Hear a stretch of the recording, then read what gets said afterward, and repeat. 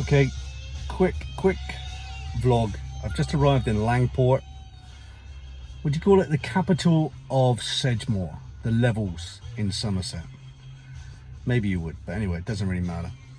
Here I am, gonna give young Alfred a walk down by one of the rivers and maybe pop into a shop.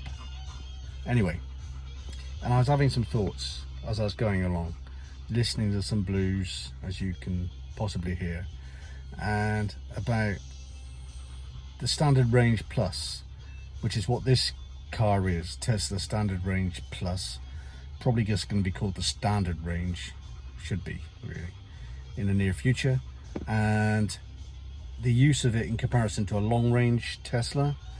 And what I'll do is show you the screen here. I'm not sure if I can just flip this around. Now I might need to stop this and do another vid, but anyway, what I'm gonna do is show you the screen and describe it a bit more.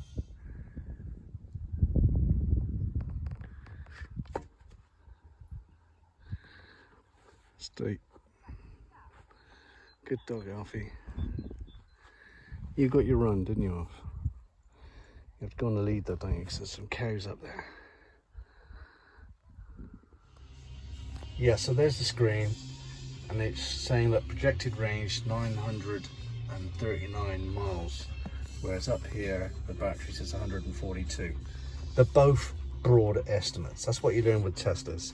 These are really broad estimates, and it varies according to how you drive. Sometimes it's half this projected range, sometimes it's silly numbers like that.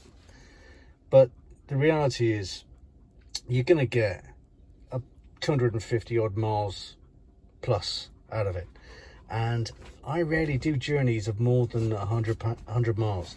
So you're talking maybe lately with the end of COVID and just to work, I'm self-employed, so work-wise it's always like 30-mile trips for me. And that, I mean, you're going around with like only about half a battery charge or a quarter battery charge. There's no stress involved, and this is a standard range. What I'm trying to say is you only need the long range if you really have to do non-stop journeys which go more than 250 miles, because with the Teslas anyway, the supercharging network is every sort of 50 to 100 miles. There is one where you can recharge easily without much fuss at about, 26p a kilowatt hour. So, still cheaper than petrol. And the thing is, that basically means, because the charging network is so good, you don't really need a long range vehicle unless you are perhaps in business and needing to get 250 miles at a shot every day. Really? Does that make sense? There is no stress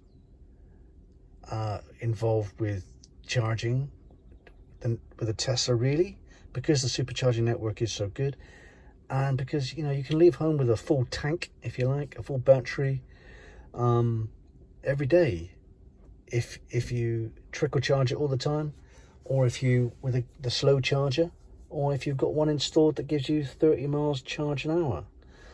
So does that make sense? I hope it does. It's helping me to understand it all anyway. Okay, so that's it for now. Got to give Alfie a walk. Cheers.